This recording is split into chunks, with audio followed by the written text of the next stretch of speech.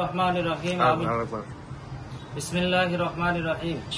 আমি নিজামুদ্দিন বিশ্বাস, সাধারণ সম্পাদক, অল বেঙ্গল ইমাম মুয়াজ্জিন association and charitable trust, Paschimbanga রাজ্য কমিটি। রাজ্যের প্রায় 60,000-এর ওপর ইমাম মুয়াজ্জিন সহ মুসলিম সংগঠন, আপামর জনগণ, সর্বস্তরের মানুষের কাছে একটা আপিল করছি। সেটা হচ্ছে এই ওয়াকফ আইন নিয়ে যে আমাদের আন্দোলন চলছে, আন্দোলনটা চলবে, কিন্তু শান্তিপূর্ণ আন্দোলন হতে হবে। কোনো ধ্বংসাত্মক বা হিংসাত্মক কোনো যেন আন্দোলন না হয়। ইতিমধ্যে আমাদের কাছে কিছু জায়গা রাজ্যে খবর এসছে যে এই আন্দোলন করতে গিয়ে কোথাও কোথাও প্রশাসনের লোকের সাথে অশান্তি হয়েছে, কিংবা সরকারি সম্পত্তি কোথাও নষ্ট হয়েছে।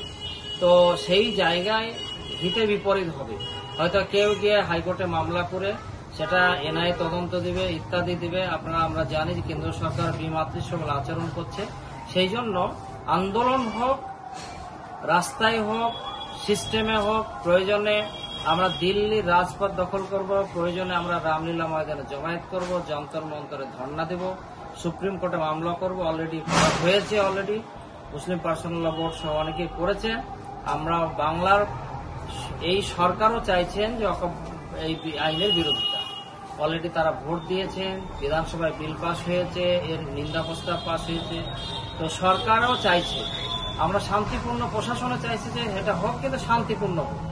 প্রশাসনের সাথে কথা বলে আলোচনা করে আমরা সর্বাত্মকভাবে গণতান্ত্রিক পদ্ধতিতে আন্দোলনটা চালিয়ে যাব।